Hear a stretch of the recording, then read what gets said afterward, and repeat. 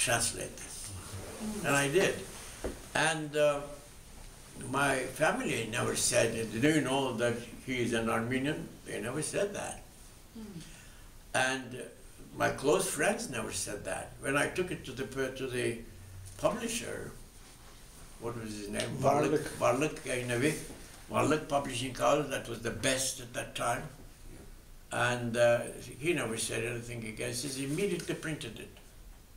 So we don't have a prejudice like that. And so when the Armenians started coming to the United States, do you know what Sultan Abdulhamid II, who was generally referred to as the Red Sultan or something like that, do you know what he did? He said that he took back their liberty of going to the United States. Now, logically, they might say, well, he wanted to get rid of the Armenians there.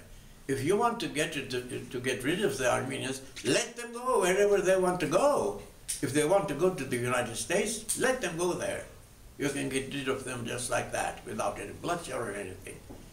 He wanted to keep them there because they were his people, and moreover, hardworking people, and he expected to achieve certain things also with them.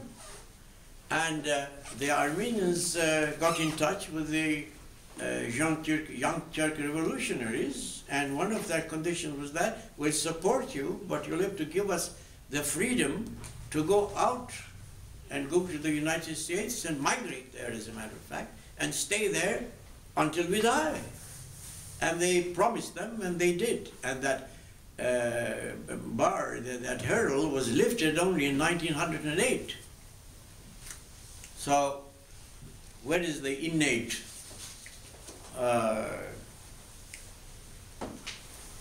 enemy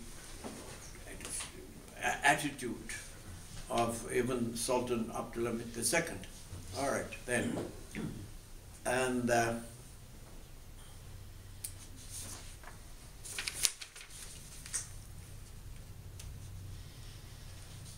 well, the First World War, just one or two words.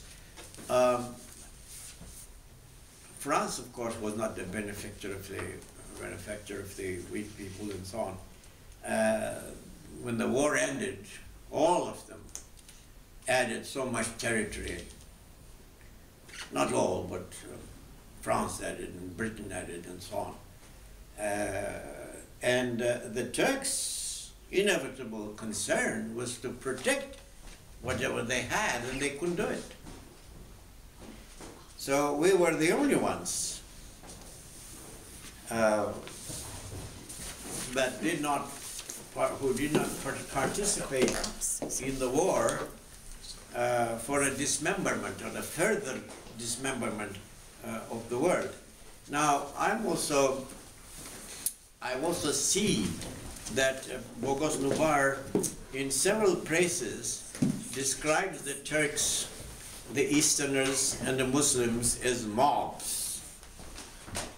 And so he hoped to rekindle past passions shared by the Europeans and Westerners, by the French, especially by the French, and so on.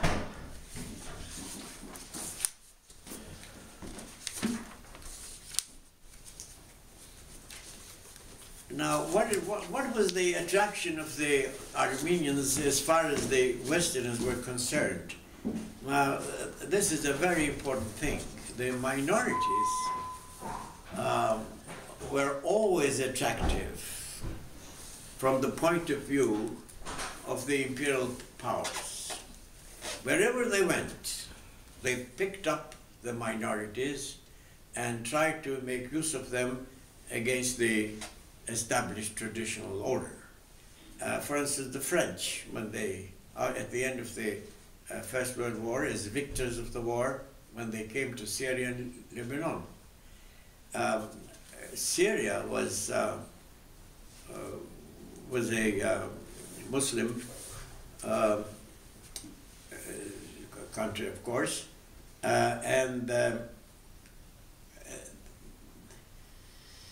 but the Alevis there, at that time smaller, but now about 11% or between 9 or 11%, they picked up, the French picked up the Alevis. They opened the doors of the military schools to them. And so today's President Assad's father, for instance, entered the military college and became a 3-star general eventually of the Air Force, Syrian Air Force, and then he took power, civilian power as well, in 1971. But now a minority, the Alevi minority, is ruling Syria. And this is one of the reasons for this, for the problem of today. And I'm very much worried. Of course, there's a dictatorship there. But I'm very much worried if they fall from power. There may be, I'm not saying that there will be, there may be a Sunni Muslim massacre, at least attacks on the Alevi minorities. Because they think of this as a revenge of some sort.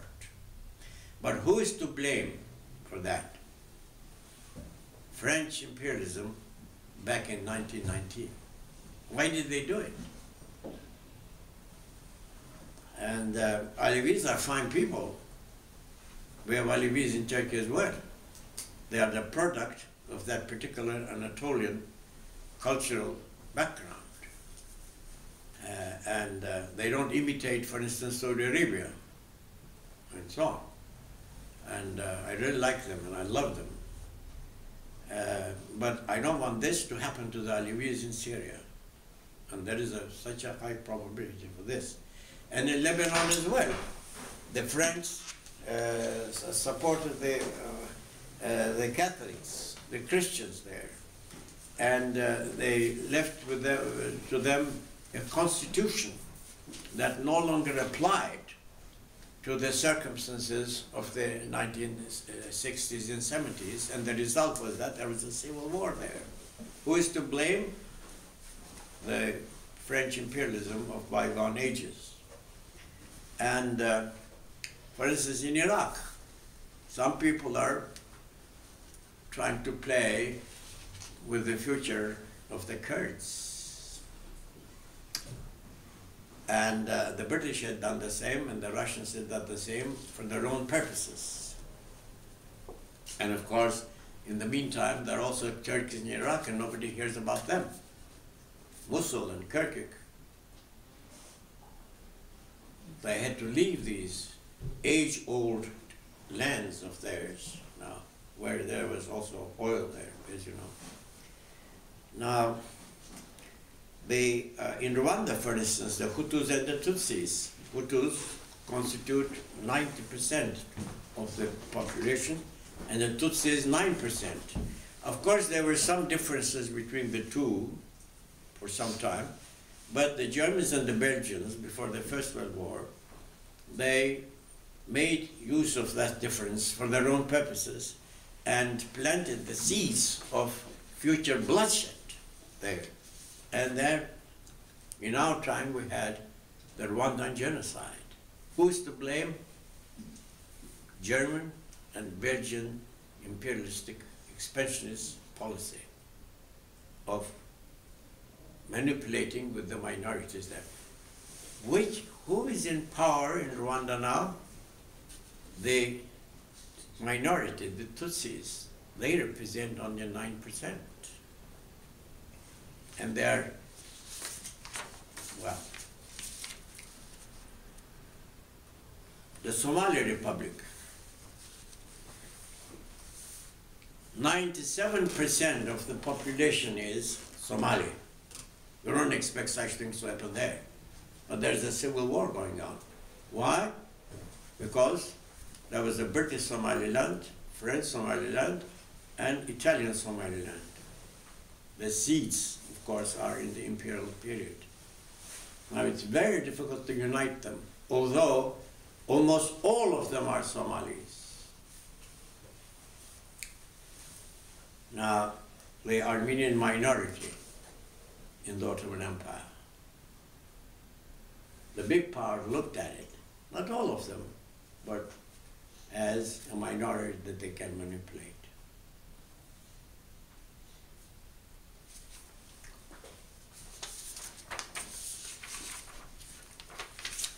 And they were armed, and for instance, they even tried to assassinate Sultan Abdulhamid II in 1905. And when he was getting out of the mosque, the Sheikhul Islam stopped him, and they had a very short conversation, and in the meantime the bomb exploded underneath his royal car. And the driver and all the horses and the people around, they all died, but not the Sultan. But of course, you can't try to assassinate the head of the state. Well, he was tried and found guilty, naturally, the person who did that. You know what the Sultan did? He pardoned him.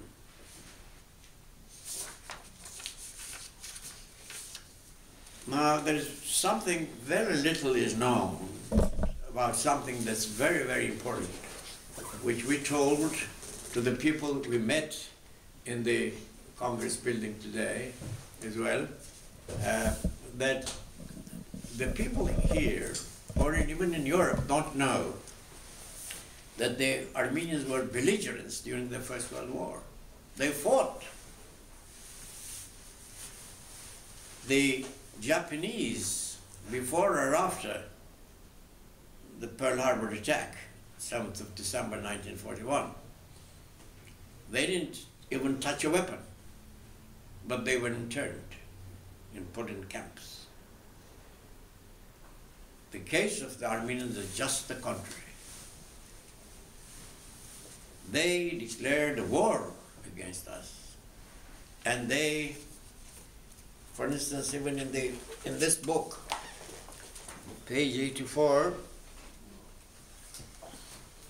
there's a British document here. It's available there, by the way, the book is available there. In page 84, that's a British book that I got in London, a book that was printed in 2003. It's not just like any book on the First World War. It's the dictionary of the First World War, printed by a very respectable publisher. And there it says that the Armenians, quote, slaughtered, doesn't even say killed, slaughtered. It's a worst way of killing. Slaughtered an estimated 120,000 non-Armenians, while the Turkish army was preoccupied with mobilization, unquote. Before there was any clash in arms with the Russians. That's what the Armenians had done in eastern Anatolia. We are not talking about, and the British book is not talking about 3 or 4 or 5 people. 120,000. That's a lot, isn't it? Suppose the Japanese had done that. And the same with the Jews in Germany. They didn't touch a weapon. They only won the Nobel Prizes for Germany, because Germany was their country as well. Why not? Einstein had already won too. And but the Armenians said 120,000. This sort of corroborates with the figures that we have. Our figure is a little bigger, slightly, but let's accept this. And then it says, the same book, 2,500 rebels took Van in April 1915 and proclaimed a provisional government, and that the Armenian forces, quote, resumed control killing perhaps another 50,000 non-Armenians, unquote. These are really big figures. In other words, I mean, this is something that the man on the street, in the street, doesn't know. They think that it was only the Turks who victimized a group called Armenians. And if this had been the case, it would have been genocide. But it is not. And you can't even, for instance, the French passed a resolution in their parliament saying that you cannot bring in, well, eventually, you cannot even mention the Turkish point of view. If you do, then you'll be put in jail for 1 year. And in order to pay the money that the court will ask you to do,